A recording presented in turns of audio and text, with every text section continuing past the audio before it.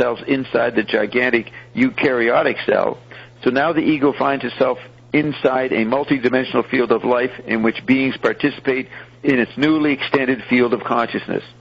Unlike us, these multidimensional beings have bodies that seem to be made out of music and mathematical lattices of light. So this is where we're going to get into Zappa. So I'll read that again. Unlike us, these multidimensional beings have bodies that seem to be made out of music and mathematical lattices of light. This elevation of consciousness is expressed in Dante's Paradiso, in which a cognitive bliss presents, quote, the angel sphere that knows most and loves most.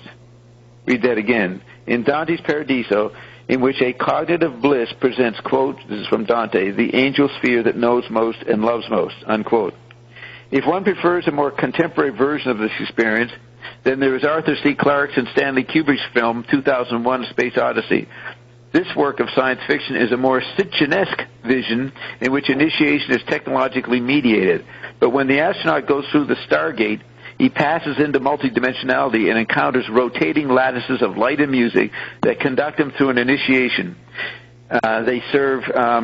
These lattices of light and music serve as midwives to his rebirth and carry him back to his planet so that he can become the messianic star child for an Earth in crisis. So, you guys like this so far? Any commentary? Yeah. Yes, it's great. Yes, I think the 2001 is it's really interesting how the computer starts wondering about awareness, consciousness, and God. And I like that there is no more division between the technology and the what we call the organic or first nature. It's all the same. Yeah, you're talking about Hal in 2001 wandering around in the spaceship. Yes, and in a way, since we fell, we are in that situation. Yeah, since we fell. Like, what are we? Yes. What are we? Why? Yeah, when Roxy was 7 years old, she'd get on her Mexican palace roof and look at the starry sky in the middle of the night and scream, why? That's what she started doing at the age of 7. And then McLuhan writes that pre-literate people don't have linear sequential causality, so they never had the question why. So I see Roxy as a young kid pissed off at what literacy was doing to her. And she's asking, why are you making me get fucked up over why? I like that. I like the line, the ego finds itself inside a multidimensional field of light. Yeah. So it is like Roxy's ego was asking, why? Yeah, why? And she had a grandfather who was telling her fantastic stories, like Sitchin. So as a young mind, she had to deal with this guy making her question everything that she was ignoring in school. Yes, because at the end, he could not go to the end of the explanation. Like, okay, who made the pyramid? We don't know. How were they built? You were saying you'd ask Nobody him. knows. Are you saying you'd ask your grandfather to finish the explanation and he couldn't do it? Is that what you're saying? Yes, it's like, we don't know. She's talking to this wise guy who had no answers. He passed on the family virus to her. Yes, and the most impressive is in Mexico you have pyramids, and really impressive, like in Teotihuacan, so you can go and be there and have this feeling of... What? Say that again? Tap in... Check your mic. Tap into the feeling of what? Yeah, in those places when one sees everything is aligned with stars. And they're very big, and it's really, one has this feeling of the computer in the space. You can see Rocky. Who were the gods who did this? Yes, who were the gods? So Rocky's sitting there, her eloquent, eccentric grandfather's telling her all these stories, these strange phenomena, like something would happen to him and nobody could explain it. And she's there, yes, and then he'd go on more, yes, and then when he get to no ending, she'd go, well, come on, but what happened next? Sorry, we don't know that. It's the worst kind of bedtime story. This guy would lead her along the path and then leave her hanging. So she'd have to start doing her own research. Scream at the sky, why? Yes, that's for me the big confirmation that the big anomaly always, that there's this super technology that we cannot. Yeah, we could not do what the pyramid guys did. And they're there. The material thing. So that's the big mystery landscape. The big why is the pyramid. Yeah. And so she starts reading and listening and looking and meets the journalist who has 40,000, 30,000 books and wanders around the library. This little nun-wanting kid wanting to be a nun or a saint. Nun-wanting. Is trying to do research. That's why I think I was interested in Bob, because Ian said he has to do with this building of the pyramids, and I said, I have to know this. Okay, now say that again. Finally. With your mic clear. What happened with Ian? Yes, he said that you were connected to the building of the pyramids. So for me it was like, at last. At last you get the answer. Yeah, we really were what you was looking for 30, 40 years. What do you think of that? Jean, Ginny, Susanna, and whoever else, Chad. I think it's very interesting how Egypt, France, and America somehow are related. Yeah. And also how the finances developed. Many things happened in France and had repercussions then in America. Right, and how McLuhan in the early 60s was writing how the 20th century was a time of Egyptian sensibility. People were becoming like the pharaohs, managing huge environments. And he said Burroughs was trying to express that. But McLuhan saw the retrieval of the Egyptian factor. Yes, and that's why for me it's like this type of serendipitous things that confirm that this attack was on the day of the Bastille. And we see Trump says, this is war. If I become president, I'm going to ask. Yeah, as soon as I become president, there'll be a war. You know, Mary the army that wears no uniforms.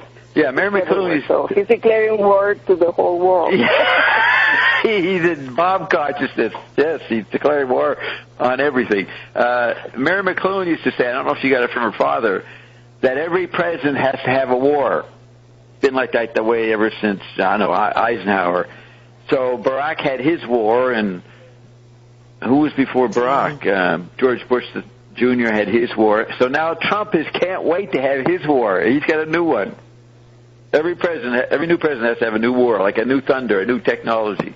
Yes, and the trigger is this attack on the day of the French Revolution. Yes. I think the French should take it personally.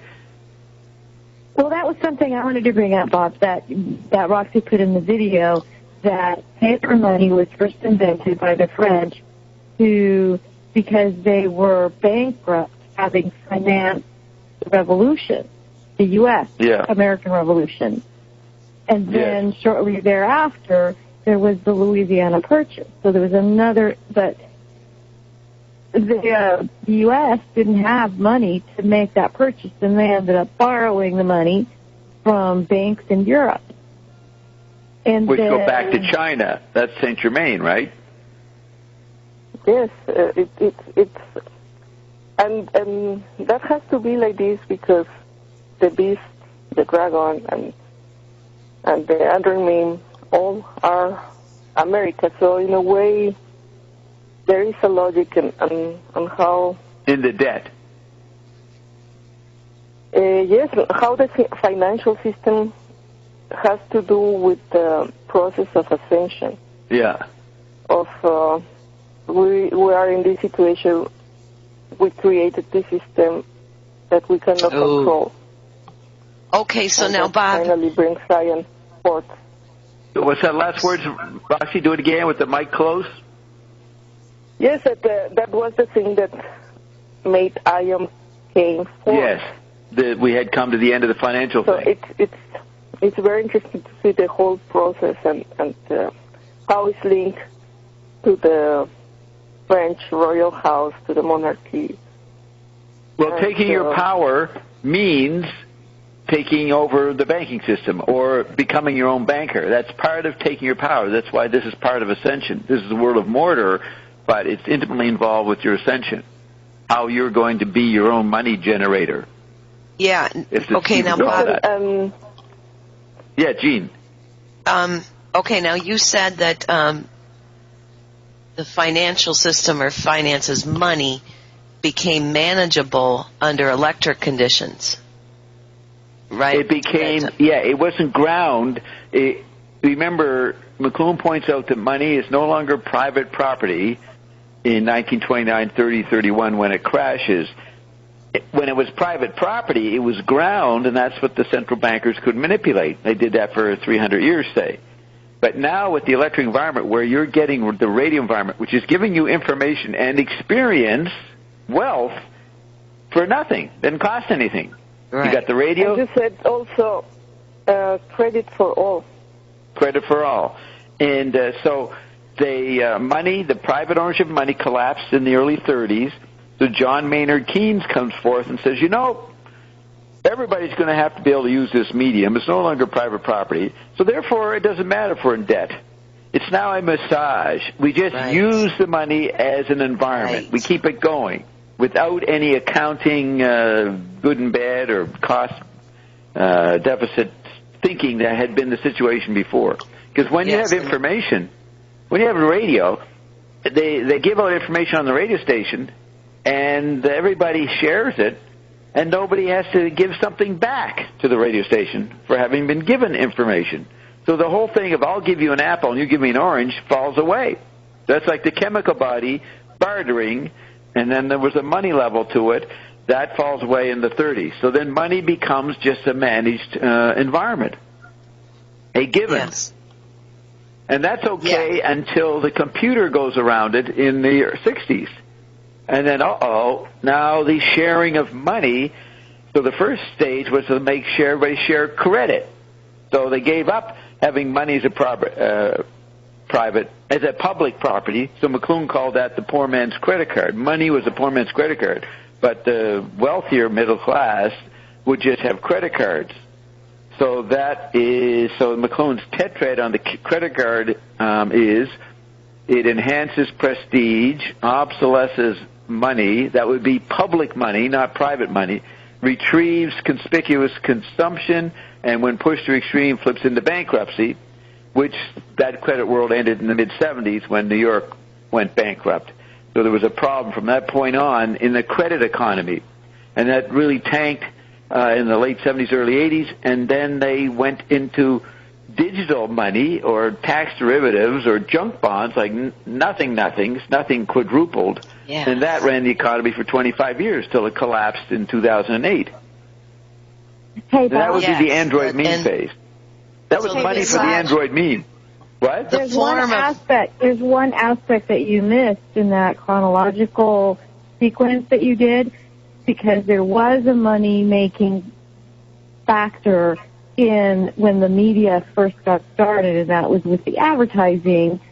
The companies paid the media to run their commercials, and that is what actually caused or created the conspicuous consumption, created demand and need when there really wasn't any, and this whole, I have to have the brand, I have to have the this and the that, and status and material consumption. And that created a huge machine of money flow. Okay, now this is your field, advertising, but you might not know this. If you read McLuhan's stuff on advertising, it's pretty interesting. What was advertising originally for, let's say, 100 years ago, even though it goes back into the 19th century? As you had increasing technologies develop in the 20th century, advertising was the news. It was seen as a viable social function.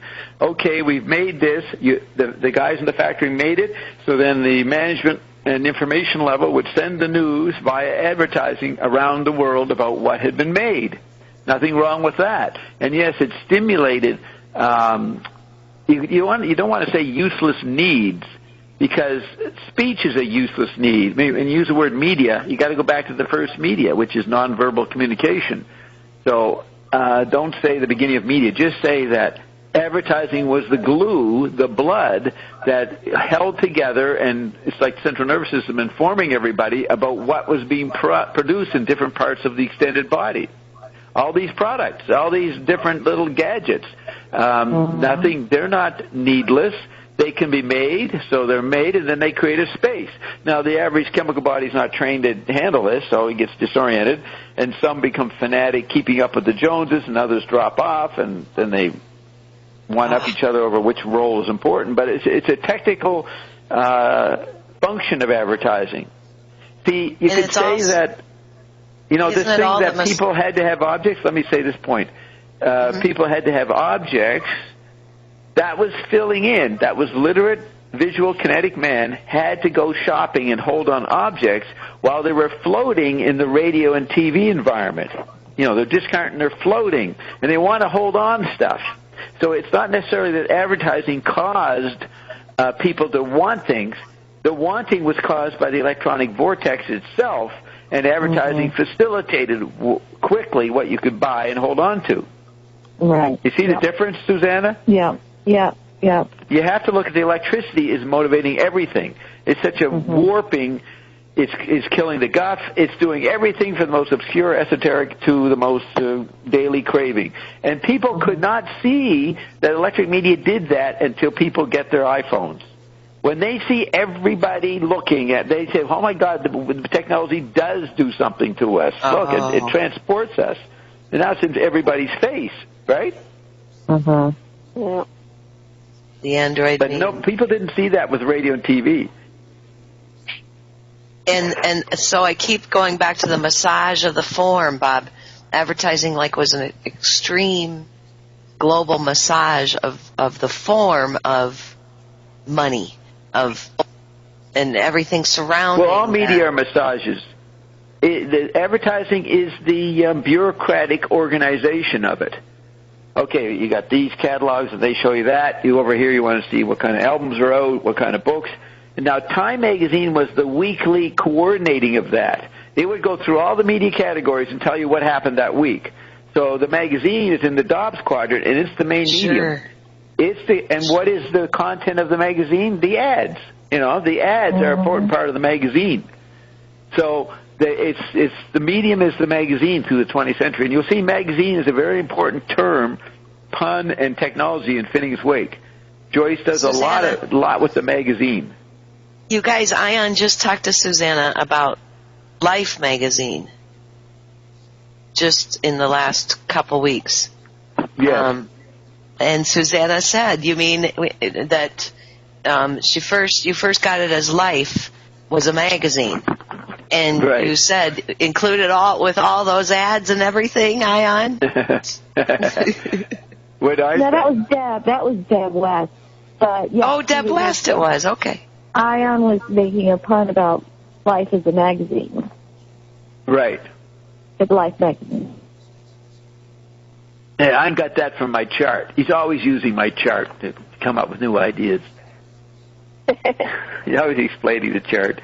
So I used to say that you can see it on somewhere, maybe on one of the early albums in the booklet or in an early website. News is the satire of advertising. Advertising is the blood. It's the thing that keeps the Android beam going. It's the central nervous system. And then news comes in and says, "Oh, yeah, you like that thing you sold? Well, there was 10 fucking car accidents over here. Look at this. Look at the disservices here." So the news kept telling the bad news. And because now McLuhan would say advertising was good news, telling you what was coming, what's happening. Most people couldn't keep up, so they got mad at the good news, that's advertising, so they loved the bad news, which was regular news telling you the tragedies every day of the disservices of the good news environments called advertising. So the bad news, good news, is the yin-yang dialectic in the advertising meme. in the Android memes structure. It's the yin yang, good news versus bad news.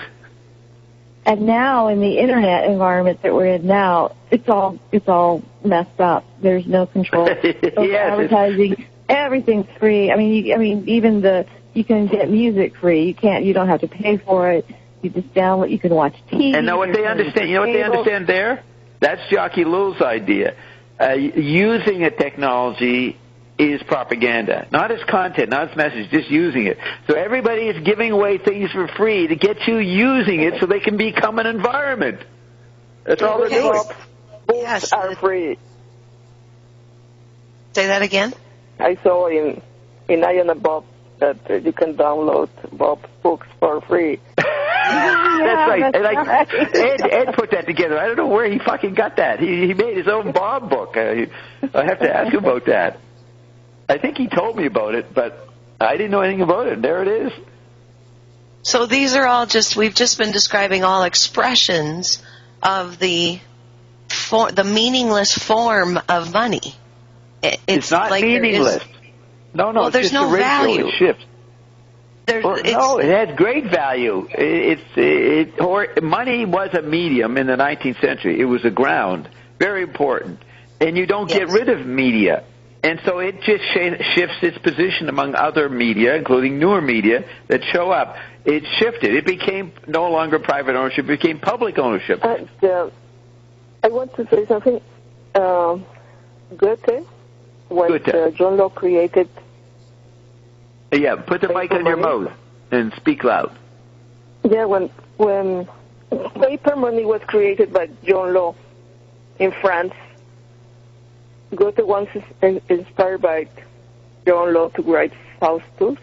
Faust, yes, was written by Goethe. We're thinking of John Law, who started the first printing press economy. Yes, and he thought this new currency is somehow bad. and he says that he makes a pact with the devil to be able to create money out of nothing. This paper money. So he says this new currency is somehow satanic, evil. This is what Goethe wrote in Faust, you're saying. Yes, and he had the power to create the paper notes because he made a pact with the devil. Yeah. And the same reaction was when you created the new currency, the RNA drops. People also had this reaction, like that's right. The devil on the bottle. Devil on the bottle. But every time there is a new thunder, people react like that. That they think it's evil or bad. Like this creation cannot be human. It's something else. They register the pain of the new environment, and they say, this is painful, what you're asking us to change. Like McLuhan would say, good news, advertising, asks people to change, and people don't like that. So they demand Armageddon apocalypse via bad news, and news just got badder and badder, like by the 80s, right? It just accelerated. Once Walter Cronkite was gone, the sober guy, and you have these young punks coming on and just putting out endless bad. And if you thought you would, who was it that you just said the journalist went nuts on the TV, right? Who was saying that? Ginny? Yeah, Ginny's on the Fox guy. He forgot. He just needs to start looking at the ads. He's getting too lost in his own profession of following the news. Go over, pick up a magazine, and look at all the good news, and he can calm down.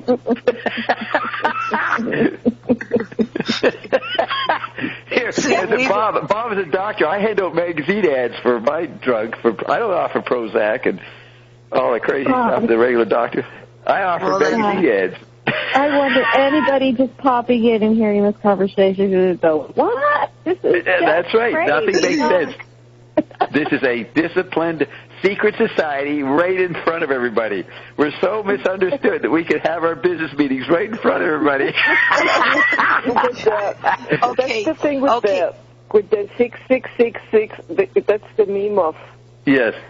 I mean, John the Revelator talks about the 666 pieces of gold of King Solomon.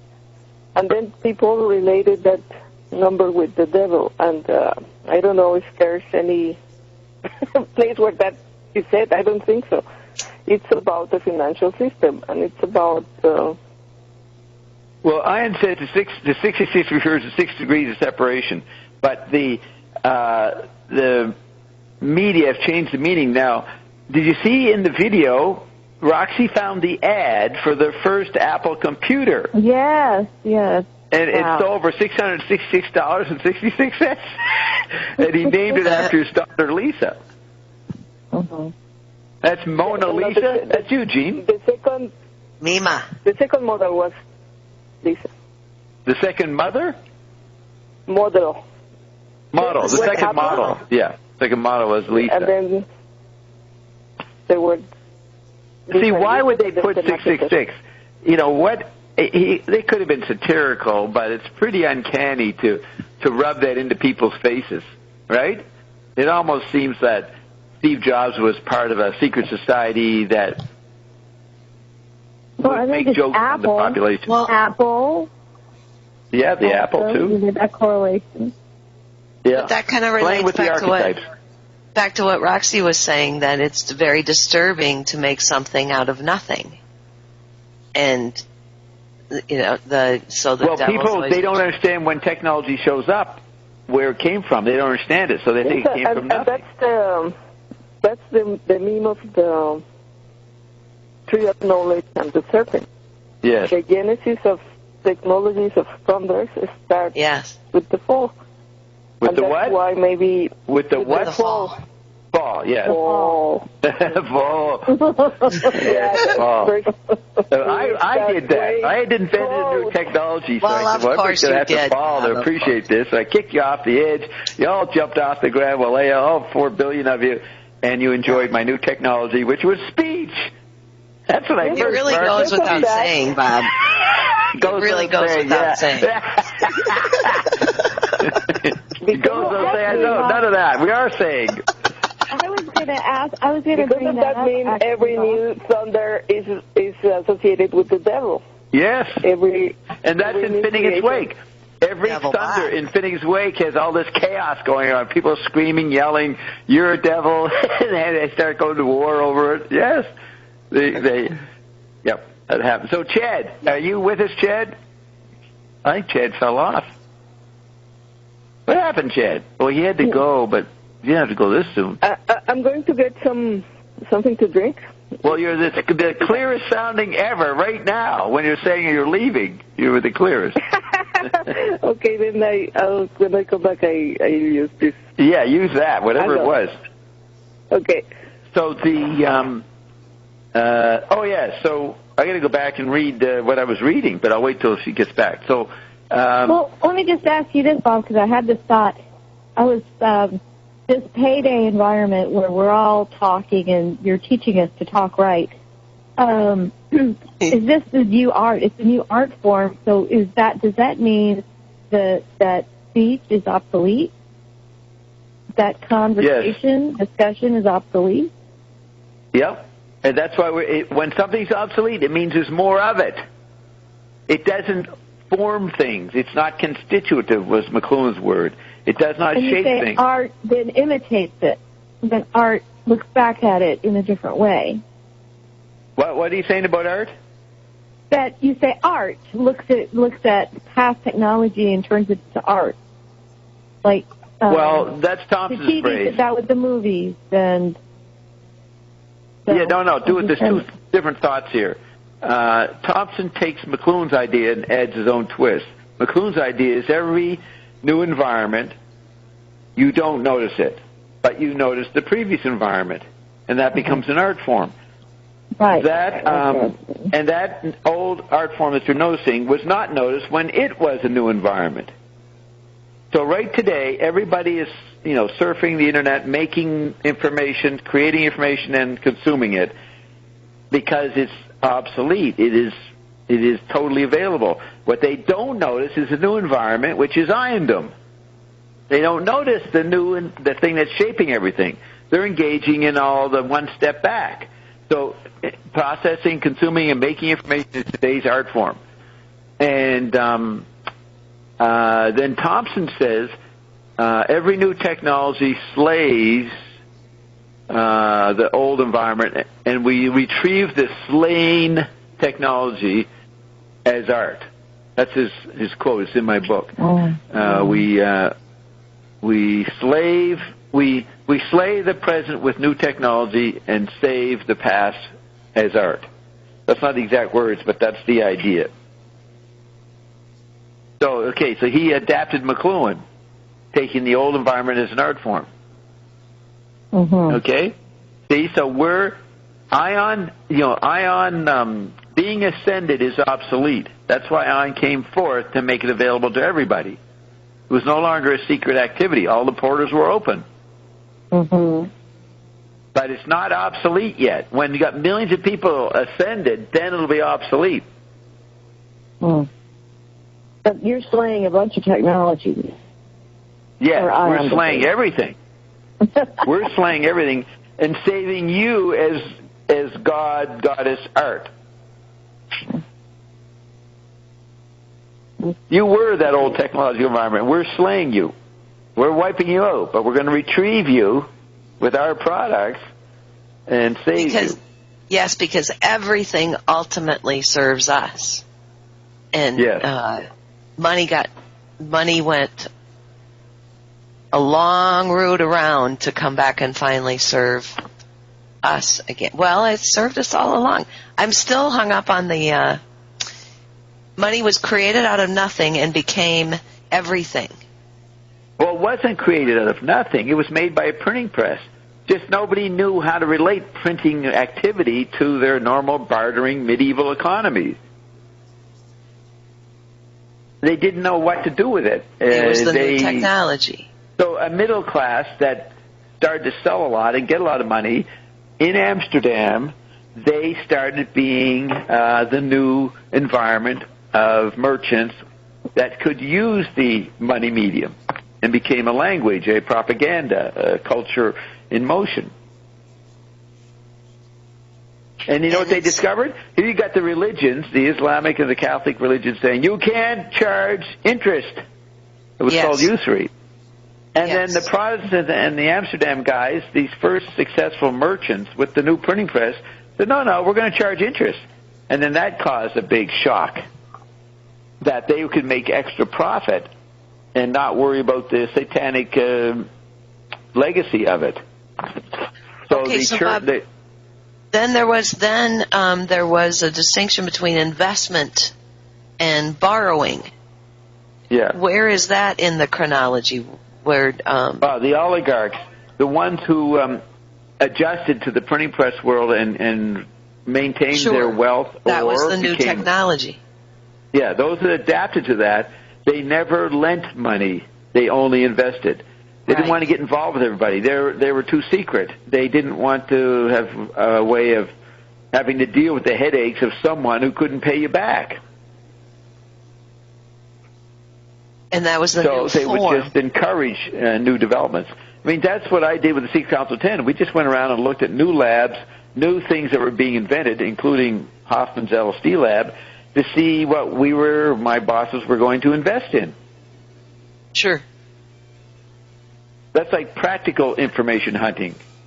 They're not going around and being a tourist and just going to a museum or to an opera in Berlin or something, consuming. They'll do a bit of that. But when you're an active agent in the economy, you're going around to see what environment you want to expand. That means invest in a new technology. Well, and that's why I don't want to bring it in too early into the conversation, but I keep thinking of the concept of no value, nothingness, the nothing. That well, get rid of that. No, the new. McLuhan, that's the listen to this. Let me answer that at this point. The guy at the end of the Hot and Cool interview, Gerald Stern, they asked McLuhan, "Will there ever be silence?" Which is like a kind of nothing. He says, "No, objects are unobservable. You can't experience silence." He said, all you know are relationships between objects. You can't figure out what any object is. And that's what's interesting when you talk to Ion. in the end, if he defines something that we're trying to get the definition of, it'll then include some other process as part of its definition, because nothing exists by itself. So would you consider is money an object? No, it's a relationship. But the eyeball, when enhanced by the visual extension known as the printing press, it starts to look at objects as figures and ignores the ground. It tends for 300 years to look at objects as if they are something, because the eye can hoik out something from the blur and say, okay, that's a figure. That painting over there is up against the wall. I'm going to look at that painting. So you had 300 years of materialistic looking at the figure, the object, and thinking it was something in itself. That's what visual bias is. Yes. Yeah. And then the electric age brings back relationalness, like passing in government, passing the buck. Everybody's involved. All different environments are talking to each other. So nobody can be held responsible as the final object that caused it, because there's only tactile interplay.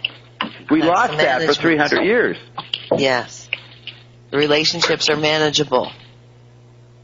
Relationships, yeah. Very well. You can accept nothingness.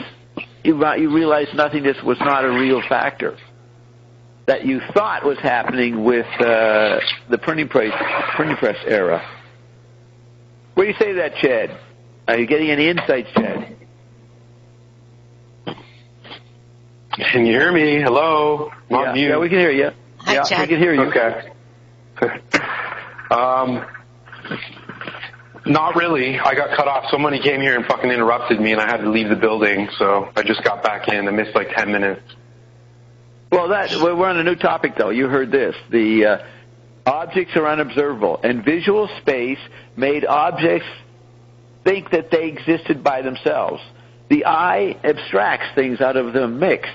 And so if you get that being done for 300 years, people think objects exist as themselves. So they get into philosophy and try to figure out what's the essence, what is matter made up of. And they forget, like primitive people have, that nothing is made up of anything by itself. It's always involved with a context or with a figure-ground relationship or an interplay. So they don't get upset on saying that something is this and can't be that. Like, Has any civilization ever been obsessed with context and not with the figure? Yes, pre-literate societies are ecological. You can't bring a new technology into that old society. They'll say, well, that'll upset everything. that'll create a whole disruption. And so they would kill any inventor. Okay. What about, are there any civilizations that have been balanced between context or figure and ground balance?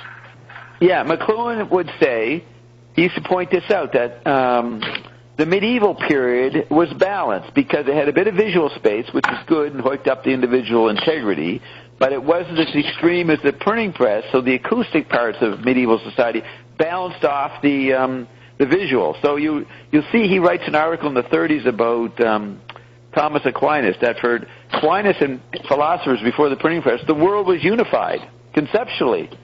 Physically, it wasn't fragmented the way it was really going to get apocalyptically fragmented by the printing press. No one ever experienced that. That's why, Hieronymus Bosch's painting of everybody in weird, fucked up postures, having sexual or different relationships, all in distortion, that's what they saw the printing press was doing. It was a huge Armageddon of sensibility. And, okay, so he would say that China, well, let me see, medieval Europe was balanced, China was balanced, and the 20th century is balanced. He said because you had the interplay of so many different sensory modalities, the visual space of the 19th century, very unbalanced, the 19th century, was made more harmonious, more ecologically balanced, with electricity bouncing off the visual space or the bankers. So Marx's world of the 19th century, which was a big grievance against the bankers running everything, that didn't apply so much in the 20th century when everybody had a share of the money as private property, as public property. So you had a lot of Marxist revolutionary stuff as the content of the 20th century. the obsolete content. And the new level was beyond Marx and what Thompson's trying to describe. And he's building on McLuhan. See, McLuhan said there was an ecology in the 20th century. He was celebrating the environment as an art form. He was an art critic, not analyzing objects of art, Gutenberg paintings and sculpture and musical performances. He was describing the collective media environments as the new museum of aesthetic interest. That's the breakthrough of his art criticism. That's why he would say Canada was the best artist around, because it was an anti-environment to the United States. So you don't get that. I have a friend who did a PhD on Clement Greenberg, who was the top art critic in the 50s and 60s, promoting abstract expressionism. The debate between him and McLuhan as who's the most relevant art critic. And, of course, McLuhan wins. But you can't tell that to any artist in New York City up until recently. They thought Clement Greenberg was the high priest of art criticism. He understood abstract art, and McLuhan was an idiot who was a Catholic. Can't be a Catholic and be a bona fide art critic. Okay, where does Ian stand in the balance between figure and ground? Ian is not impressed with anything we've done until Bob showed up. Ian is very impressed with me because I brought Ion in. That's all. Remember? Why? Because you're a slack commentator rather than someone who's actively involving themselves with what's going on. Yes, I remained indifferent to my whole life till Ian showed up. I said, "This is not significant. None of you guys are significant. I'll hang out and talk to you and point out what you don't know, but I never got involved in anything until Ian showed up. And then I became a modern, up-to-date businessman, marketing products all around the planet." And the entire financial system collapses. The entire financial system has collapsed. That's right. Everything had to collapse so Bob could be the only businessman. It's like Ian says, "Well, Bob, you're not going to do anything unless you get all the attention." So, yeah, I had to wait till the economy collapsed, then I'll become a businessman. I'll be the only one doing business. So now, Chad... now I'm curious. So let's bring that back to money and banking. If money is a relationship, will there always be relationships with regard to people? Is there an obsession of objects? Is everybody obsessed with objects? Yes, that's what the content of the 20th century was.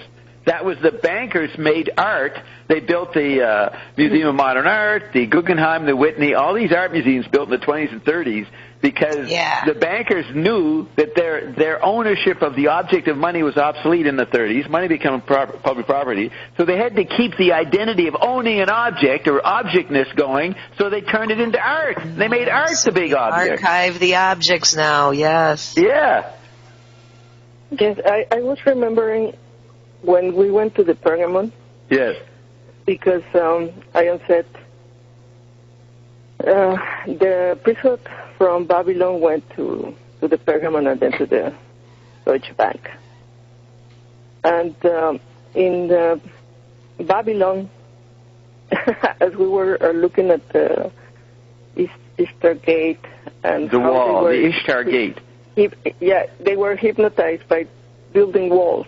Yeah. They start the visual space, and you were laughing that this is just a wall with blue mosaics, and people were so impressed by that. But that's the start of writing. And then there's the meme of they start building, and they want to build the tower to reach the heaven. And then 9/11 is again the destruction of this visual space of these two towers. To Babylon. Yes, and the symbol of the dollars are the S and the two vertical. Vertical things that at the origin, the first time that was made was in the silver pesos of the Spanish colony. The dollar sign, you guys, was first made there. And, the original one is two columns and the S on top. Yes, back in back in the 30s, 40s, we would write the dollar sign with 2 bars. It became 1 bar later. That also reminds me of the Temple of Solomon, the 2 columns. Right. And the 11 and the S, the 911. Yes. S11 is 911. Now, how is S9? That's the symbol of the dollars. So that's again. Right, but how's the S the 9? September. Oh, yeah. The dollar sign had its own obituary in its own icon for 100 years. It was the S11. September 11 was written right in there. Now, Thompson... But then there is also these other aspects that Ian says that's also these 2 things that are columns are related to the parallel worlds, to the portals. Yeah. And it's like the ending, the visual ending of this thing you were talking about, our obsession with the object, with the visual. With the right. Idea. And if you go back and look at that video where she's filming me at the German museum, which has the Ishtar Babylon wall, and I'm explaining the only reason this wall is an archetype in the museum is that the radio environment in the 20s retrieved the wall as obsolete art form, so radio caused everybody to put significance into this Babylonian artifact. Very complex explanation I give. Yeah.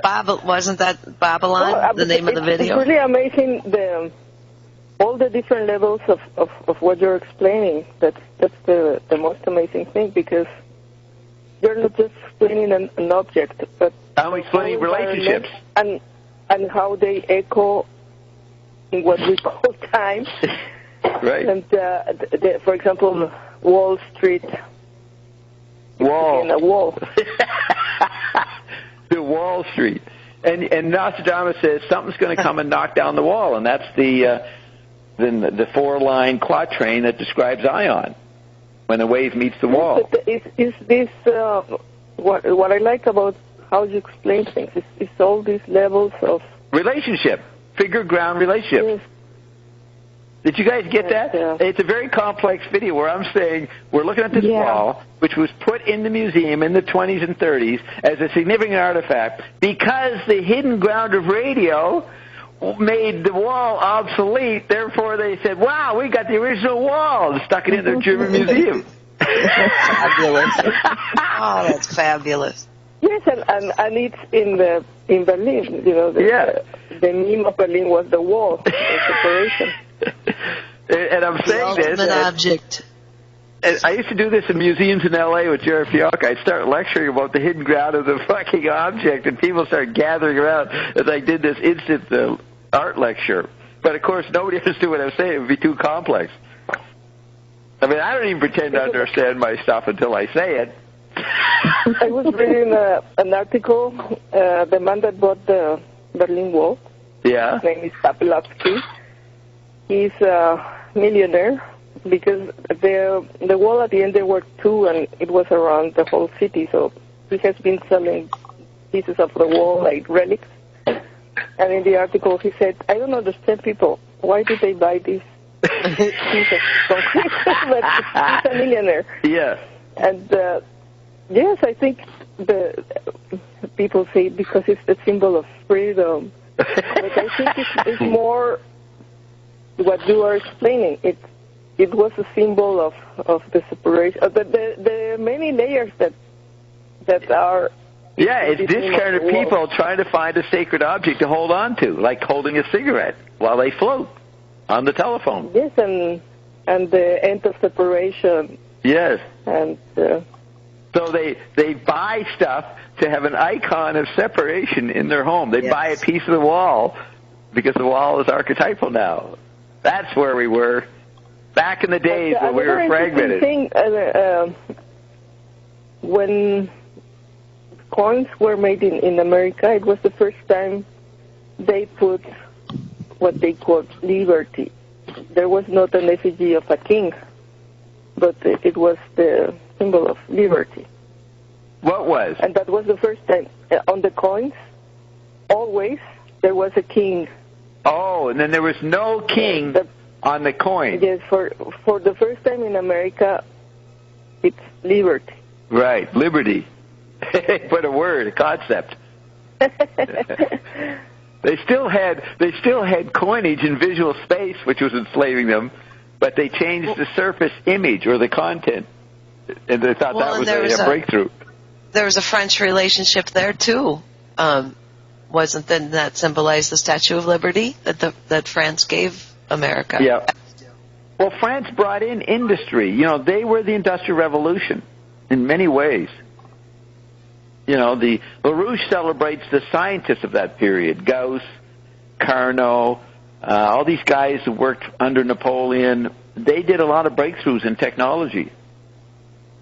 And they brought in uniform education. People had to be liberated from working in service and in the lands of the aristocrats because they needed free people to be able to move to the cities and work in industry. Yeah, what Zappa says, and absolutely free. They needed people to move goods with patriotic sell. SELL. Move goods with patriotic sell. There was this is what J.W.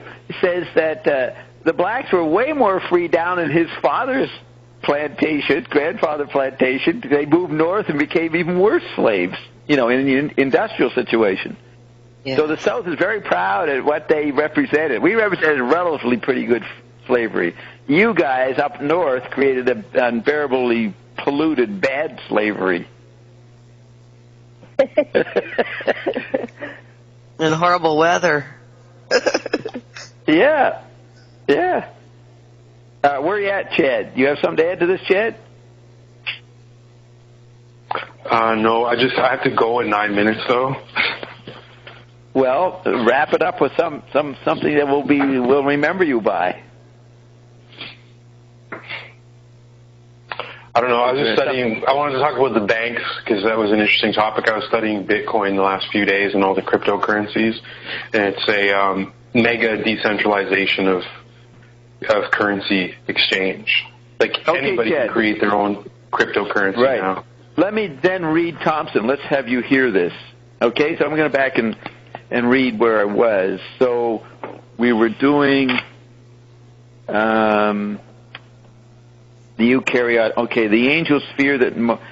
So the evolution of this elevation of consciousness is expressed in Dante's Paradiso, in which a cognitive bliss presents, quote, the angel sphere that knows most and loves most, unquote. And look, I won't step. If one prefers a more contemporary version of this experience, then there is Arthur C. Clarke's and Stanley Kubrick's film 2001: A Space Odyssey. This work of science fiction is a more Sitchin-esque vision in which initiation is technologically mediated. But when the astronaut goes through the Stargate, he passes into multidimensionality and encounters rotating lattices of light and music that conduct him through an initiation and serves as midwives to his rebirth and carry him back to his planet so that he can become the messianic star child for an Earth in crisis. So that's the end of the movie with the little baby floating there in the room. Okay, so then he says, now even in the mystical experiences of stopping the heart in yogic meditation, there's still a hermeneutics of the imagination. How does one interpret this experience? Say one has been in meditation for 2 hours and one has slowed down one's metabolism to the point that the heart stops and the breath ceases. And then one feels a movement out of the body through the chakra vortex of the third eye, the Stargate of 2001. Is it the case that the heart has literally stopped? Or is it the case that now our sensitivity to time is so fine and subtle that the interval between each heartbeat has become vastly extended? Like Alice going through the looking glass, or a shaman climbing a pole into another world, one is moved into a relativistic time-space. One is no longer situated in a discrete corpuscular self in which the ego holds reality together. Heartbeat dash gap dash heartbeat. Normally, so that'd be heartbeat gap. Normally we ignore the gaps to connect heartbeat to heartbeat with a sense of continuity that we know is the ego or personality. Now note that. You ignore the gap and you think you're still alive if you connect one heartbeat to the next. So, Let's see. Normally we ignore the gaps to connect heartbeat to heartbeat with a sense of continuity that we know is the ego or personality. But through meditation, one reverses figure and ground and focuses on the gaps rather than the beats. The gaps are given equal time and space. And when that happens, quote, there goes the neighborhood, unquote. Angels move in across the stream, and is never going to be the boring suburbs of the ego again. Now here's where we get into Zappa. Angels, like great jazz musicians, have their own kind of music. As one begins to get a feel for these multidimensional topologies, the only good metaphors for them are music and mathematics, which is why art, music, and mathematics are so critical to understanding these angelic states of emergent evolution. In our American mass culture, angels are presented as insipid celestial humans, but in the Neoplatonic and Iranian traditions, angels are called, quote, celestial intelligences, unquote. In our age, one possible way to rescue angels from Disneyfication is through music and higher mathematics. When we shift into the musical mathematical domains of consciousness in the gaps between each heartbeat and the fine microstructures of human time, then angels begin to have a topological reality. And so one of the most intelligent, sophisticated, and interesting questions we can ask about angels is, how many can dance on the head of a pin? The head of a pin is a point, a dimensionless point, dimensionless point that is the intersection of void and multidimensionality. This dimensionless point is the basin of attraction of multidimensional complexity. It is a singularity like the Big Bang or a black hole that opens up all sorts of possibilities. The universe is exactly all sorts of possibilities. So I have a note there, Zappa's big note. Then he says, what is being brought forth? Can you still stay here, Chad, for this? Yeah, I've got like 5 more minutes. Okay. What is being brought forth in the relationship between, let's say, a celestial intelligence and our own human intelligence is a constructed reality, a negotiable instrument for spiritual commerce. And he talks earlier about how money is a negotiable interplay, tactile relationship. So, a new constructed reality is a negotiable instrument for spiritual commerce. The image or symbol is not an absolute description of reality. See, that's where it would be an object with its own essence, and that would be everything. The image or symbol is not an absolute description of reality, but a medium of exchange, a form of currency like the dollar bill. Now, the paranoid, the literalist, will say money is valuable because gold or diamonds have powerful occult properties of vibration. If one tries to set up a Hamiltonian central bank in which the government takes the gold and gives the citizen a slip of paper, the paranoid and the literalist will get very nervous and start mumbling about cabals and conspiracies in which the evil ones are trying to gain power to lock all the occult vibrations of gold and diamonds in their magical chambers to rule the world. The evil ones can be the Jews, the Rothschilds, the Rockefellers, or the Council of Foreign Relations. Fill in the blank. Fill in the blank with the enemy you love to hate. For the paranoid and the literalist, reality is not something brought forth in relationship. It is a collection of things. It is a collection of things. So if they accept the dollar, they want to be sure that there's actually an equivalent amount of gold in Fort Knox to back it up. There's the matching. Never mind that there's not enough gold on the planet to back up all the transactions one might wish to have in a vast global economy. And that is why some conservative literalists won't trust metal as a basis of value, but will insist on land. Whether the literalists are medieval feudalists or mercantilists, or merchants, they place their faith in objects and not relationships. Value was once based on land, then on metal, then on paper currencies backed up by a national bank. Then, in the late capitalism, when Nixon took the world off fixed rates of currency exchange, value was based on nation-state futures, in which a national scientific and industrial technological complex backed up the value of the nation. Foreigners weren't simply buying dollars, they were trading in American nation-state futures. This was why the moonshot was so important. It was backing up the global belief system in the American scientific and technological complex. It was a television commercial for selling American nation-state futures. The emergence of late capitalism is coeval with the emergence of electronic systems of communication, artificial intelligence, and chaos dynamics. It is a new form of mathematical topology in which, quote, the center is everywhere and the circumference nowhere, unquote. It is an unconscious consensual domain that allows a planetary culture to come into being. But those whose identities are fixed in the medieval religious group or the industrial nation state start freaking out and become involved in tribal violence, ethnic cleansing, or more American forms of conservative hysteria, such as the bombing of the federal building in Oklahoma City. The global economy is threatening because it is not mappable in 3 dimensions, and its multidimensionality seems to be evil to both Islamic and Christian fundamentalists. they class it as demonic, although it would be just as valid to identify it as angelic, because it is a phase change from one global economy to another. Since the fall of the Berlin Wall and the meltdown of the Soviet Union, we all recognize that communism is dead. Now listen to what he says. We think rather naively that capitalism won and is alive and doing well. Not so. We are now, and this is written 20 years ago, we are now in the midst of the catastrophe bifurcation from capitalism to global pollution, and global catastrophes are having an implosive effect. It's disasters such as greenhouse effect and the ozone hole are bringing all of humanity together in the new planetary cultural phase space. One result of the greenhouse effect is that there are 100-year floods and hurricanes every year. A flood that would happen every 100 years now happens every year. The president recognizes a photo op, dons a windbreaker, and takes a helicopter ride over the stricken area, declares it a disaster area, and promises millions in national emergency relief. That's just fine and dandy when there's only one disaster every decade. But when there are 10 every year, and when they are coming alongside plagues and medical crises, as well as a graying population in which more people are on pensions than in the workforce, one can forget about paying off the deficit. So the feedback of the currents of the global biosphere on the currencies of the global economy is an implosion in which we are all brought together in the new body politic of catastrophe. This cultural transformation embodies a shift from an economy to an ecumen, or ecumene, a world space not expressed as a world church or religion, as it was in the Middle Ages, but as a global ecology of consciousness. That's where you get the quadrophenia, the global ecology of consciousness. At the moment, this evolutionary catastrophe bifurcation is an extremely polarized one of tribal and genocidal self-extinction on the one hand, as in the cases of Bosnia and Rwanda, and universal compassion and global involvement on the other. So isn't that pretty good for 20 years ago? Yeah, it's amazing. Yes. So I'll say a little more before you go. So he's trying to describe how we now move into a noetic polity or a meme or information processing. That's what we're involved in, and that's not an object. So he says, World War II effected the shift from capitalism to late capitalism and established a new Pacific Rim economy. If we had been enlightened, we might have created our destiny with Japan instead of having our fate inflicted upon us in the unconscious form of war. That'd be World War II and then Korean War and Vietnam War. Now we continue in our unenlightened state as we burn out the rainforest to have grazing land for cattle so that we can have McDonald's and hamburgers.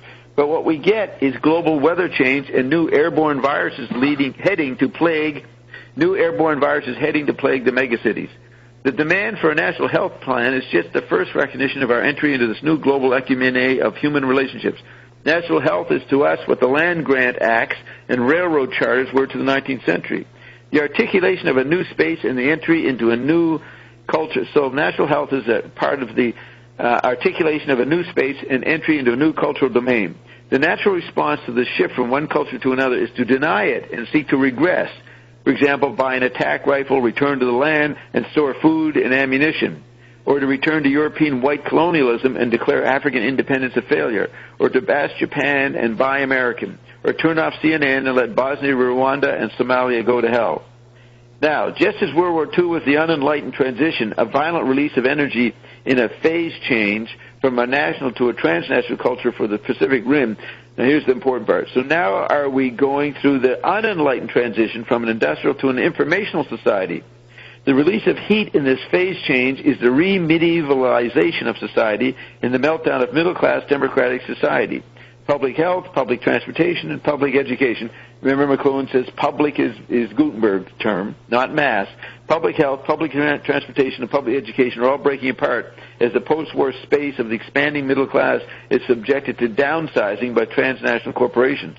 Government is no longer about political philosophies, but becomes another variant of electronic sports, a game of opposition, talking about the elections, a game of opposition in which both sides are the same, Republican, Democrat, Pepsi and Coke, Avis and Hertz. The content of the electronic media is based on the traditional culture they have destroyed. Television destroys family conversation and so gives us the relationship conversations of Oprah Winfrey. Electronics destroys reading, so it gives us films such as Page Master. Televised news destroys government and so gives us the eternal presidential campaign as a variant of National Football League and the Super Bowl. In this condition of electro-pop fascism, the minds of the citizens are collectivized into informational feedlots and fed the techno-swill produced by such conglomerates as Time Warner, CNN, or Disney ABC. The informed citizen of a middle-class democracy becomes a loyal subject of the new mediocrity. To accelerate this process of collectivization in informational feedlots, masses of immigrants are allowed in to destructure trade unions. Masses of immigrants are allowed into destructure trade unions and pauperize or make poor the lower middle class. This GATT and NAFTA restructuring of the nation-state is basically a hockey face-off over who is going to rule the 21st century, China or North America, in a new formation that has corporatized Mexico and destructured Canada and pauperized the formerly middle-class United States in order to create its own internal, United States has its own internal third-world labor force that can compete with Asia and Indonesia. The transnational corporation uses cheap Mexican labor to break down the middle-class civility of the Canadian economy with its national health plan, then energizes reactionary social credit British Columbia, which hates elitist old boy Ontario, and pits British Columbia, against Francophone Quebec, and then sits back and hopes to pick up the pieces. It is basically the hostile takeover strategy of the 1980s, now applied to nation-states instead of corporations. Buy it out, break it up, and sell off the pieces. This is what Roxy says is happening to Mexico City, or Mexico. Mm-hmm. Buy it out, break it up, in the whole country. Yeah, the whole country. Buy it out, buy out all of Mexico, break it up, and sell off the pieces, which are worth more than the whole. Canadian water is worth more than that old fictional Canadian 19th century Macdonald-Laurier railroad nation-state. So as Canada disintegrates, a new North America is able to consolidate a transcontinental economy that can compete with Japan, Korea, that's all hyphenated, Japan, Korea, China, and the whole Pacific Rim, or with a rising super Europe, and have all the water and energy it needs. That would be in North America united. The great need for the future now is not oil, it's water. And Canada has the biggest reservoir of water anywhere around. So are you gone, Chad? Let's see if Chad left. I'm just waiting for the car to pull up, so I'm just waiting. I probably have like a minute or two left. Oh, that's good. I'm almost finished. As public safety collapses in this process of the pauperization of the industrial middle class, the rich take to their neo-medieval castle subdivisions protected by private armies, and the poor are held in reservations in which the police are basically armies of occupation. The end of late capitalism thus has become a caricature death rattle in which Charles Dickensian poverty, the nakedly honest entrepreneurialism of crime, and the shadow economy of drugs present the world with a vision of complete cultural entropy in which no traditional human economy is viable. In essence, the situation is an evolutionary catastrophe bifurcation of up or out, get happy or get out, a global economy or a planetary ecumene. Now, this is pretty good for 20 years ago, right? Mm-hmm. It's amazing. So then the last paragraph says, now he's going to get into the new thing, because this late capitalism, we're not in late capitalism anymore. We're into the noetic polity. If value in the late capitalism of the 1960s was based on nation-state futures, the cumulative knowledge embodied in the scientific and technological complex of the country, what is value based on in this new global ecumene of angelic compassionism? Sounds even like Ion. It isn't based on Buddhism, but Buddhism does service as a global fascination, and the Dalai Lama becomes not a medieval theocrat, but a global teacher precisely because Buddhism captures some of the dynamics of a worldview based on relationship, dependent co-origination, and compassion. The new economy is based on states of consciousness and multidimensional upward mobility. Not the power of positive thinking in the boomerism of old-style capitalism, but investment of time, energy, study, and capital in noetic polities rather than nation-states. Some of these noetic polities are demonically constellated by the media, popular music, Olympic sports, and the celebrity as the apotheosis of the dying individual. And some of these noetic polities are constellated by planetary lattices of information, Microsoft, the Internet, Greenpeace. Just as the discovery of the New World, 500 years ago, extended the phase space of Europe to create a new world economy. Now listen to this in ionic terms. So the mystical entry into these angelic multidimensional hyperspaces is extending the phase space of America to create a new planetary biospheric mentality, a Gaia politique. When Sitchin comes out with a weird narrative that gods and rockets mess with the primates and genetically transform them into hominids, now we have the Evereens explaining that in detail on Bobfest. Read it again. When Sitchin comes out with a weird narrative that gods and rockets mess with the primates and genetically transform them into hominids, consider that misplaced concreteness for the intercession of one ontological domain into another. That's Ion. I think Kubrick and Arthur Clarke are closer to the truth than Sitchin. As Charles Bikky once said of another cultural revolution, and it's in French, so I go to the back to get the translation. He said, everything begins in mysticism and ends in politics. So that's the theme. Everything begins in what? Everything begins in mysticism and ends in politics. That's what you're trying to say with the cultivation video.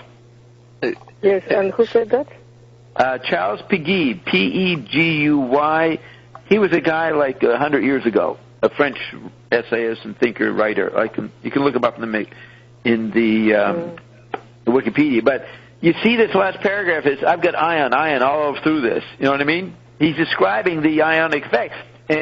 And Roxy noticed that Ion started talking about the economy very early. Why? Why was he talking about money and banking, all that? Well, it's a transition from the late capitalism to this new Android meme situation of global membrane communication, a relational communication. And that's the role of the dragon of America. Yeah, the role of what? Of America, of the dragon. AM, Android meme. So, let's see, what's this? Here's someone who's blocked, see who that is. So what do you think of that, people? Pretty good, eh? Now, I'm saying that Frank is the angelic musician because his complexities imply multidimensionalities. And it's not mappable in 3 dimensions. No, you can't map a Zappa into the ear. So when you look at another chart that Thompson made 2 years after this essay, it's the 3 cities, Paris, New York, and Los Angeles. So in the musical mentality part, he has Eric Satie is Paris. That's the 120 years ago. Then the middle of the 20th century is New York, and that's Gershwin, Miles Davis, and the birth of the cool. Then the latter stage, which I would call the beginning of the Android meme, he has the center being Los Angeles. And so he says, music as acoustical architecture. That's how he defines music, acoustical architecture. And then the other definition is informational economy. So when music is the informational economy itself, that's how I become the greatest musician of our time, building on Zappa. How Zappa prefigured that. As a musician, he had to run for president and enter into politics and do all that stuff as part of the metaphor of music as the thing that we all live by. This is what McLuhan said. We live now entirely by music. So it's the acoustical architecture of our society, not visual objects. I would say the change of frequency programming the new environment. Yes, and you could call that. We have Ion saying that underneath the cellular description of matter, the neutrons, protons, electrons, neutrinos, is a musical platform or a musical subground. We haven't done much of that, but he does refer to it as frequencies and vibrational and tone shifts. That's underlying visual matter. I think it's very interesting because, for example, Eric Satie was the first to think about environmental music, like the Muzak. He thought about Muzak, is what you're saying? Yeah, he called it musique de meublement, like furniture music, right? Something that is there in the environment, but it's not really to be heard, but it's just like in the background. Right. Now, he was a designer he thought about doing it? No, he did compositions that were supposed to be just like the music, like something that is in the background. Right. He meant that, not to be listened to. So he understood the new shift. Yeah. That's like Wyndham Lewis saying the artist should leave the studio, stop making paintings, and start designing the cities as something that... And then Zappa, he was doing this mixing and remixing of different pieces played in different times. Yes. That had nothing to do with each other. He would take the solo from this piece and then the melody from that and the drums from that different tracks and remix it And I think he is translating the 5 bodies. Let me say, the different times, different spaces, right? Everything. Satie was designing, massaging the environment. He saw music can be a massage, but he still was thinking in terms of a uniform 19th century homogeneous industrial city. Zappa comes along when you got 5 bodies, 5 environments clashing, and he's saying, how do you design this? And he offered a way to design it. So he was creating the music for many body spaces. You see what I'm saying? Where Satie was just talking about massaging acoustically, and that was shocking for a visually biased society. He wanted to design people acoustically in a stable, visual, industrial city. You see what I'm saying? Yeah. Yeah. And then Zappa builds on that, or goes past those guys. John Cage comes in. John Cage was trying to get people to realize that music wasn't just what you heard. It was the environment. And John Cage was a big fan of Eric Satie. Oh, is that right? Very good. Yeah. Useful information there. So Cage, he wanted to, I might say that differently. Cage he was like Satie, saying music can be in the environment and massaging you, but McLuhan took it further and saw non-musical environments, like the newspaper, would be musical massage. He said the newspaper is acoustic space because it juxtaposes information from all over the world. So Cage was still maybe talking about sound as sound. McLuhan said, no, tactility is sound. And then that's what Zappa moved into. The informational economy was music, where music was expanded to informational exchange. You guys getting this? Yes, and that's why the old formats of, for example, a song are no longer useful for Zappa, because he's trying to translate this multidimensional. Right. What did you say? His songs were not useful to Frank? Is that what you said? Yes, he always hated formulas, like formats for a song, yes, or for a concert, or harmony. Right. Any kind of. You have all these rules to sound like everybody else, and what for? He was moving into the God angelic thing of creating your own Egyptian world, creating whole worlds. But, yes, and now with the Pokemon thing, we can see people might be in the same space and engaging the environment in a total different way. Yeah, yeah. It's like... hey, you know what? Listen to this. You know how McLuhan talks about the invisible environment? Well, now invisibility is figure. So everybody's running around trying to find the invisible environment, while ion is something completely different, being the new environment. So the old environment is looking for invisible media. Pokemon. That's entertainment yes, now. We are used to engage different things at the same time, like maybe a video game or TV song. Yeah. Or and newspaper. You have like many different things going on at the different tracks, soundtracks. Right. All mixed in understanding media. Your environment. Yeah, McLuhan describes sort of like Satellite Man in the global theater of the 60s. He goes from the TV to the radio to the newspaper to the book to the automobile, back to TV, over to radio. He rotates around the different media environments. That's the way people lived by the time you get to the 60s. They were like information nodes translating themselves in the different media they would engage. So that's the beginning of quadrophenia. So Gene and I don't think Suzanne is here anymore. Well, maybe Sean have something to say. You got something to say, Sean?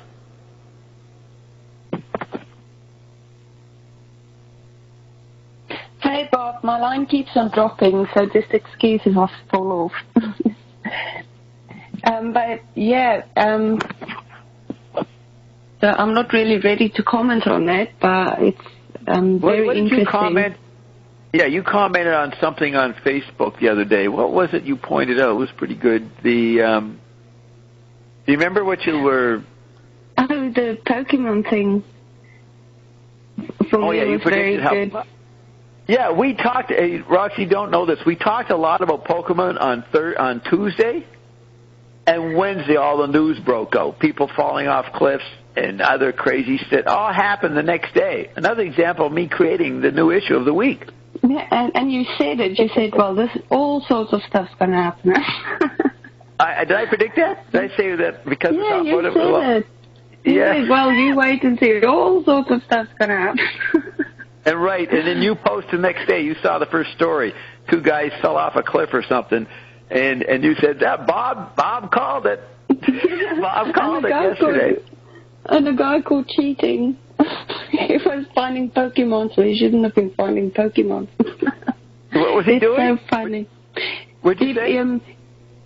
His girlfriend found out that he's been catching Pokemon. Oh, yes. He's having an affair. That was the first story. His girlfriend found the Pokemon was over at his girlfriend's house, so he was over there, so he got caught. Yeah, his ex-girlfriend. But and it's such a variety of issues. And we had and we're talking people about this today. Yeah, we got talking about Pokemon, and Chad was there. Well, why are we talking about children's stuff? It's on Tuesday, and I can't remember why we got talking about it, but it became a big deal. And then I think it was Jenny's son or something. Oh yeah, maybe Jenny's son brought it up. Yeah. Yeah. Yeah, Austin. Yeah. And it's now taken over. Yeah, we've got kids next door that just booked into the caravans today, and they're just catching Pokemons, and it's, oh my word. It's really... And they told other kids that came here said to us they saw a policeman doing it in town, and they've had some sort of warning come out with the police said they've been inundated with calls of people trespassing to catch Pokemons in their private property. Roxy, I think Zappa was good. Zappa died. I don't know if he could have handled all this that's going on. He predicted it, but I think he would have been totally disgusted with the population. I mean, in the 80s, in interviews, he declared that most Americans were cowards. He didn't like the way Americans were, giving in to Reagan and this new iconographical landscape at the beginning of the Android meme. He didn't like it. So he made a lot of great songs satirizing it. But I think his old-fashioned sense of individual integrity and strength and making your own thing and not listening to everybody else, the mass thing might have just really scared him. Because he panicked early. He was very early in the early 80s. He said, Reagan, this is bad news. This Reagan guy, everybody was loving Reagan. What a great president. And he was saying, no, this is bad. And so 20 years later, like in the Bush era, people would say, yeah, Frank predicted this. He predicted the fascism that was coming. But I don't think Frank would have been. Trump. What? What, Rox? Yeah, he thought Reagan was bad. He should see Trump. Yeah, I think Frank would have totally become a Bobite. He would have put me in his band. We wouldn't even do bands. He'd just have endless dialogues with me. That's what he'd do. Because I'd be the only one to be able to explain it to him, what was going on. Mm-hmm. So, yeah, I think we would. For everybody. That's why I say you're explaining so many levels. Yeah, John Cage. Of the apocalypse. If Zappa and them, if they were smart, they'd be alive today if they had asked me to jam with them. And they've been Two words that struck me with what you read was informational feedlot. Yes. But see, that's a negative. He talks about what's called the participation mystique. He understands that we're in a participational situation. We're not political citizens anymore. We're participational subjects. He understands that, but he still gets pissed off, him being an old literate guy, at the passive, what appears to him as passive consumption of just, immense amounts of information. He can't see the wonderful play that everybody's involved in. He can't see the service of our situation. Not many literate intellectuals can. But it is amazing, Bob, with the massive amounts of information available at everybody's fingertips, that people aren't breaking out into real individual creative explosions of individuality. It's all still mass. People but nobody. Why bother being creative? Let someone else do it. Right. Like Steve back in Nova Scotia. I said, Steve, you're a witness to the most amazing person in the world. Me, yours truly. You're a very good writer. Why don't you make up a story about me and Carolyn and what we did, and you can put all your personal picadillos in there, and it'll be a great novel. You'll be a great writer. He says, why bother, Bob? I just like sitting back and watching British TV and laughing and watching comedians. He's retired now, so he just consumes media. Streaming. What? Streaming. Streaming, yeah. River Run. Oh, River Run. I mean, he says, he's not a sophisticated intellectual, but he's pretty perceptive of the present. He says, like, why bother specializing and make a big effort when there's so much entertainment you can enjoy? Let someone else do it. I think that's what people have, that attitude.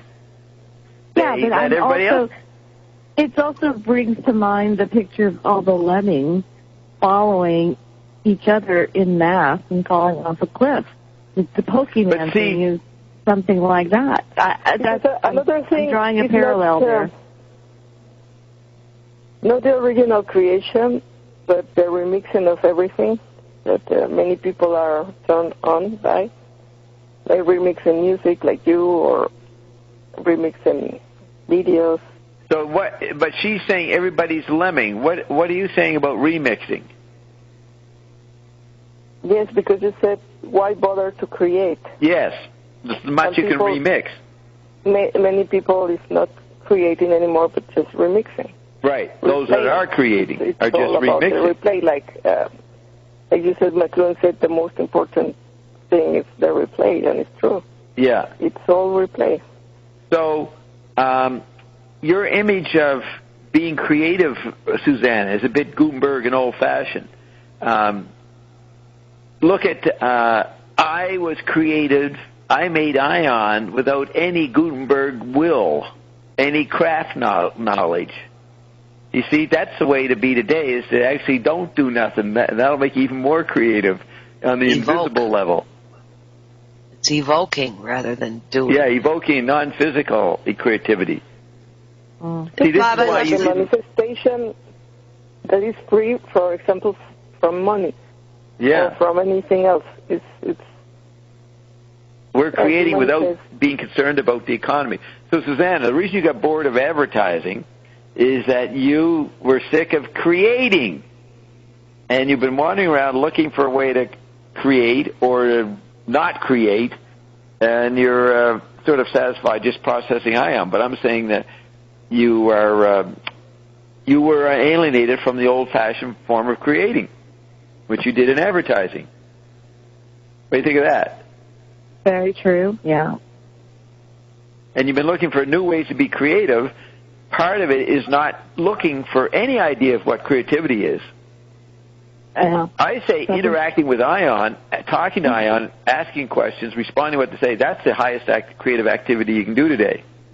Because Foucault said your life should be considered art and creation. Yes, but expand into the five bodies and in the non-physical. You don't have a kind of creativity with the five senses, like maybe taking... In a way, that's what Ion is saying. Everything in your reality is your creation. But yes, your creation is your art, it's your life. Yeah, your life, your making faculty. I'm trying to expand your notion of what you are creating. Somebody runs around and tries to take courses in art or to study museums. What? What are you laughing at? Yeah, drawing, anatomy. Yeah, drawing anatomy, or just drawing, learning how. That's 1/5 of yourself. That's your chemical body. That's not really a creative act today. Most people, McLuhan said, their job is to know. So most people are going online, reading, engaging information. That's the creative act that everybody's engaged in the global membrane. is processing information and not freaking out, trying to come up with some way about why do I keep doing this? Why do I have to keep doing this? You got that aggravation all the time. So McLuhan said back in '66 in Forbes magazine, self-entertainment becomes the new yoga. See, that's where the Maharishi and the old yoga is not relevant. The new yoga is juggling your 5 bodies, with Bob as a fine example of a yoga master with the 5 bodies. So being creative is then being quadrophenic and not freaking out like I'm seeing so many people freaking out in their physical bodies. In their 5 bodies. You're laughing at your relatives the other day at the barbecue. Yeah. They don't know how, and McLuhan even says that you don't be a genius in some specialized activity. The genius today is applying it to how to live and, quote, make meaning out of it or satisfaction out of it. And, of course, the RNA products are a great boon to being that kind of creativity because it relaxes your niggling, old-fashioned mind to be sidelined. Yeah. Just because that's what you were talking about, that the object... Irrelevant. We think the object is relevant, and that's why art was important to create some. Yes, and didn't you say the figure? Object. And the figure's invisible. We don't have creation isn't visible anymore. It doesn't have to be visualized. And you could say that's tactile. It involves all the senses. So McLuhan in the mid-'60s, writing for art journals, said the new art is not making any object.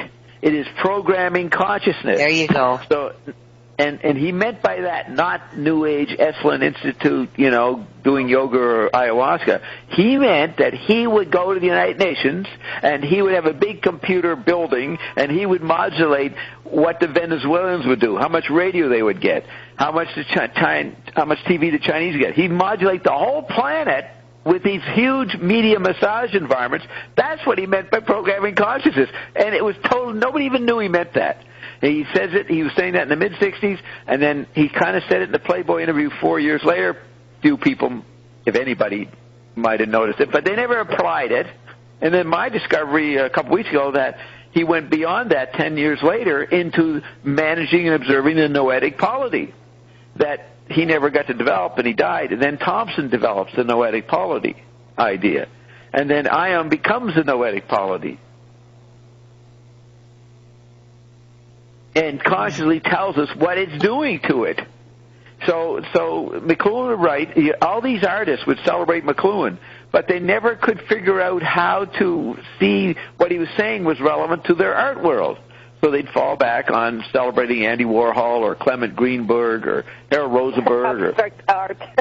What? Abstract art. Abstract art or pop art or minimalist art or op art or what was the performance art? So conceptual art. Conceptual and then performance. So a big thing in the 70s was performance. And very quickly, McLuhan always watching what was going on in the art world because he knew they were the people that should understand him but weren't. He said, okay, all these people are into performance. And he said, well, I consider this, me writing an article for this journal, as performance art. He called it performance art as soon as the fad started. And here these guys in performance art were going to museums and trying to be inventive, eccentric, weird, make some kind of installation.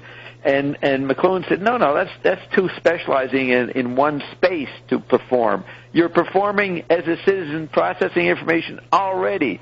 And I'm here writing this article. That's my performance art. And the big term in business was performance. You would have experienced that, Gene.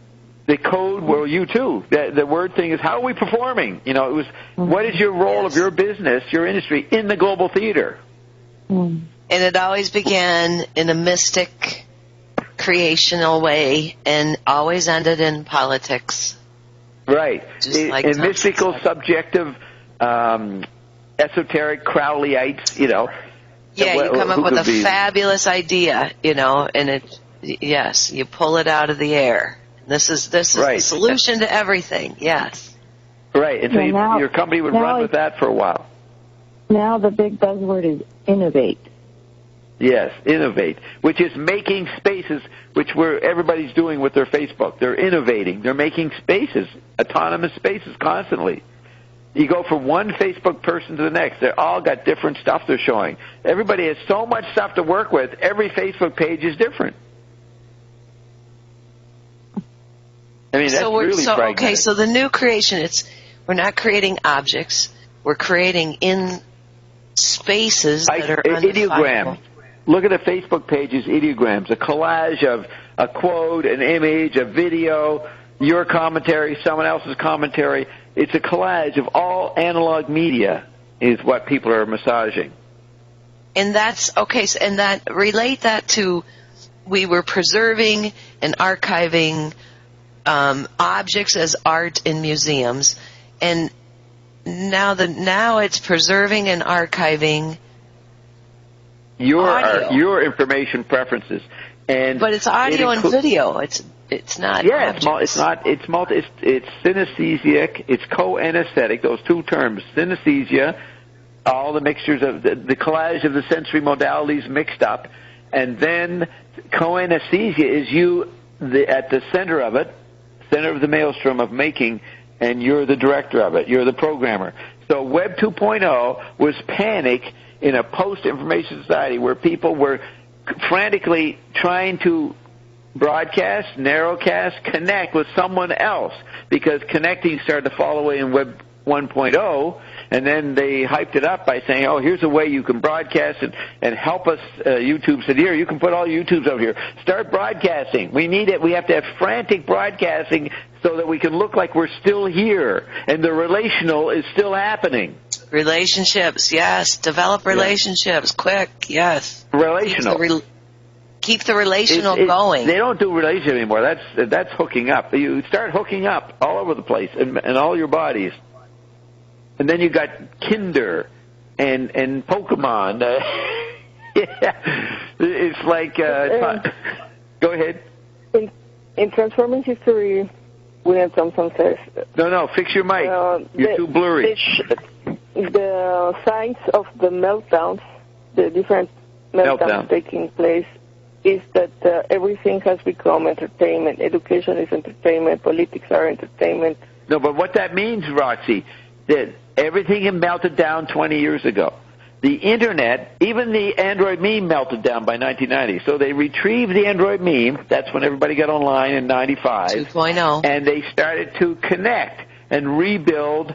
What did you just call it? You were saying entertainment. Entertainment is not passive entertainment. You're a maker.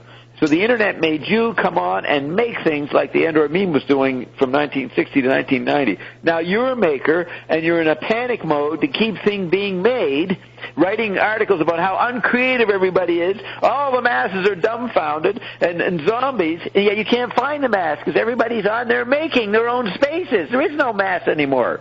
There's no uniformity. There was this picture of the Eiffel Tower. In Paris. Last week there was a... Put the mic right up to your mouth, because it's always blurry if you put it off even half. I'm doing it always the same.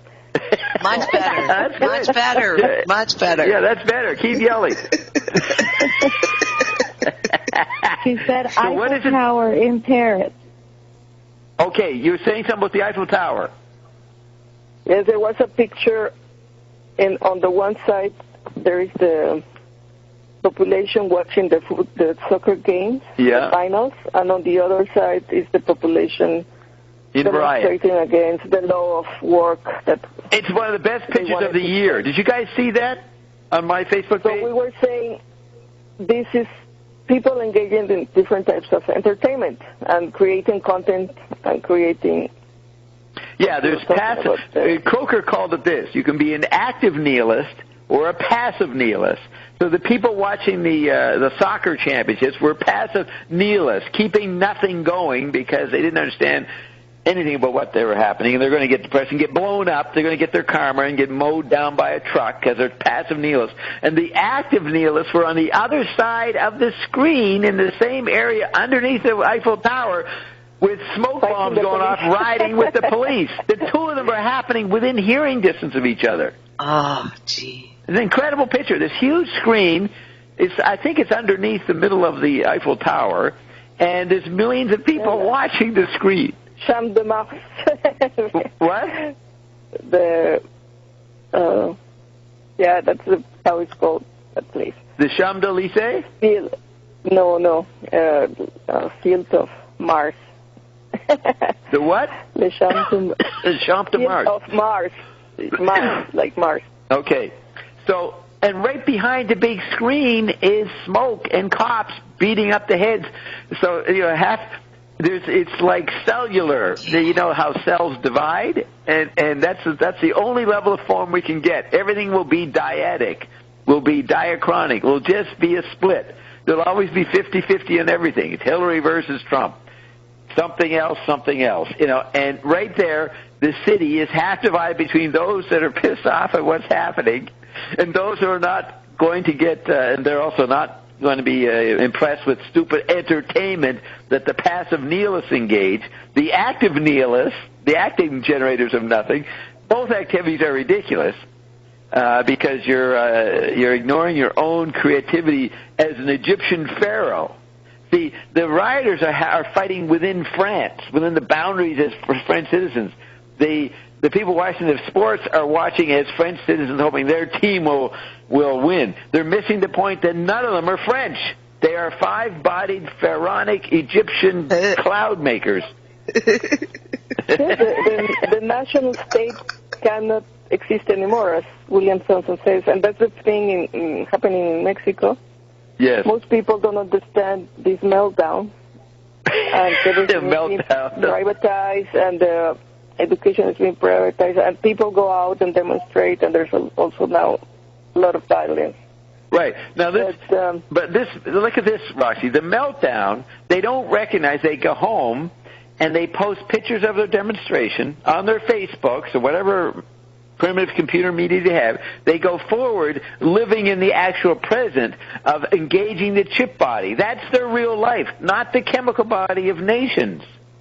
Yeah. So they're complaining about the the chemical body level in their other bodies. They don't recognize what they're doing, that they are not being Mexicans.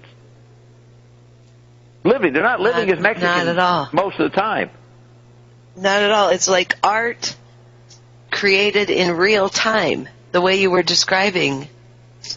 Well, okay, Gene. McLuhan says the greatest art form is language. Everybody in the population participates in making language. So we now look at the Android meme as a colossal multi-bodied linguistic language. Yes. And everybody's making within that. Yes. All right? So the words art and language are not big enough for describing the Android meme. And they're not big enough to describe the creativity that people are doing. And it can't be defined by time. Because No, not time either. It's best defined by having the guff show up. The guff saying, look, you guys, you fucking becoming so creative. Even we had to join in. And we're here, and we'll one-up any fucking topic you bring up. We'll beat it down. And so we have this game with non-physical trying to out-create us. And he's always gloating. Well, you guys are so uncreative. We took over the cloud. And so, there's this battle. My gosh, Bob, we're already doing it. We're not defining space, and we're no longer defining time. And Ion is here. We're making new guffs, or new something, and everybody's witnessing this titanic battle of J.W., Carolyn, and Bob fighting this monster, this thing called Ion that took us over. And everybody else is freaking out over the obsolescence, obsoleting of objects. The old meltdown. The objects are gone. There's no objects. Yes. Thompson almost predicted the meltdown of heaven. Heaven melted down. The meltdown of heaven. Which is what I used to say on the radio 20 years ago. The astral plane is going to be altered, I said, by this new electronic vortex. Well, that's what happened. The guff melted down. There's nothing left to do but run screaming in the streets with your physical body. You're here forever. It's the end of the beginning. You're just getting started. Yes, I know. Yeah, you don't need to protest anything. I'm looking at Little Men, the whole Little Men thing now. It's rapid production of bullshit. That was our original mandate. Yes, right there. The rapid production of bullshit. That's our end of. We can do it faster than anybody. We can. That's what we're good at. We're the fastest producers of bullshit when Ian is here. Yes, absolutely. We cure diseases. Absolutely. We do everything. I keep unblocking people. Who's that I just unblocked? Oh, did I hear Susanna laughing? Mm-hmm. Yeah. I don't see your number's not here anymore. Refresh. Oh, no, you are. Okay, I didn't see that. Yes. So I'm contemplating getting Thompson to become aware that we're analyzing his work. The guy gets no attention. Nobody analyzes his work. He's like forgotten. And here we are doing it. And I don't know if we can get his attention. But if he actually was smart, he would join this conversation. He could start, adding to it with his. He's a fast thinker. He can go avant-garde and make up crazy, extreme statements. Yeah, I want to hear him giggle. I want to hear him giggle with us. That idea of the music is acoustical architecture of the information economy. The acoustical architecture is the content of the informational economy. The informational economy is the sculpting tactile, quote, music. Sound, because people need to be unified. Coker talked about this. Music is a hologram to give coherence to people's lives. They don't look for visual uniformity. They look for acoustic experience as an object, even though it's a relational process. It's a river run to give them identity and security against the tactile, quadrupled relational vortex. Tactility it looks like to be nothing.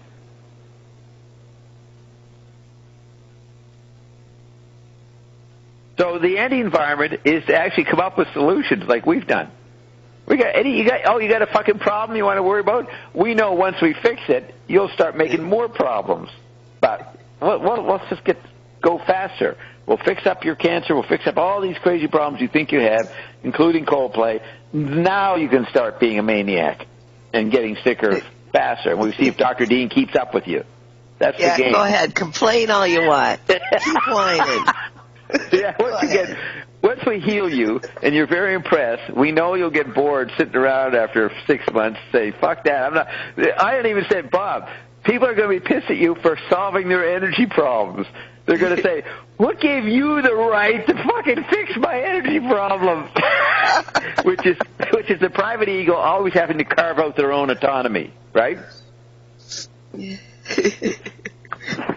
So that's just a little man thinking, if I live forever... No, you got to make your phone better. It's so muffled. It's ridiculous. You see how clear Ginny is? Why can't you guys be like that? I don't know.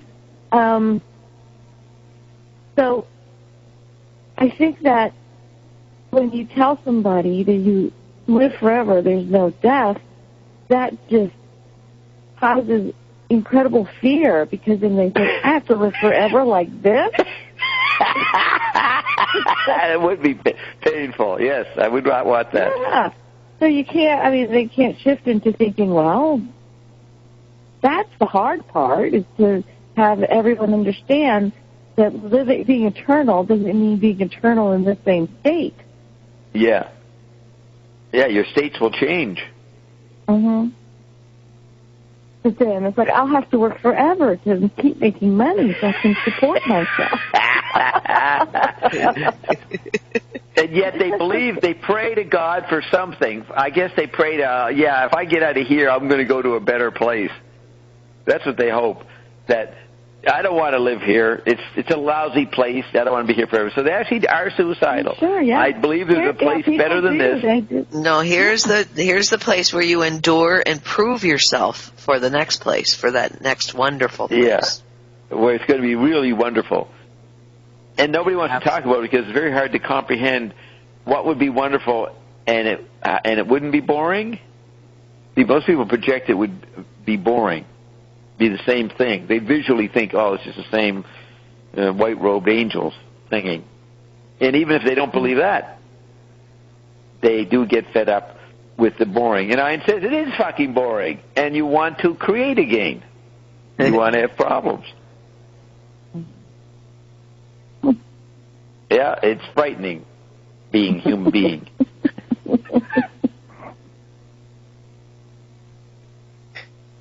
I was talking to somebody. It's hard work. It's hard work. Yeah, I was talking to somebody about eternity, and I said, nobody... Yeah, it was Daphne. You realize, if there is eternity, that means that everything... We've been around long enough that everything's already all happened. And she was shocked. She goes, what? Everything's already all happened? I said, yeah. You say you want to be eternal. Well, that's one of the practical applications of eternity. You've been here forever already, and that means everything's happened. So she just started laughing hysterically at the idea. But it never, when you're laughing, you learn. She really got a breakthrough on that. But people don't think about what eternity means. That's why they get scared, because it's a whole new environment that they have no understanding of, so they get paranoid right away. Mm-hmm.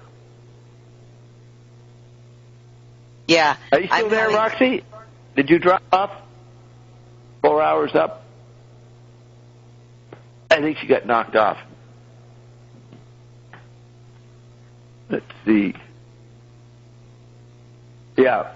And that would be... how many minutes ago was that?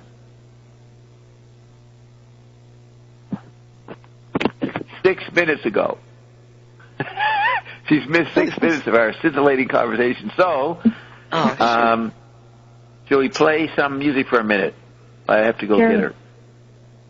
Anybody get any requests?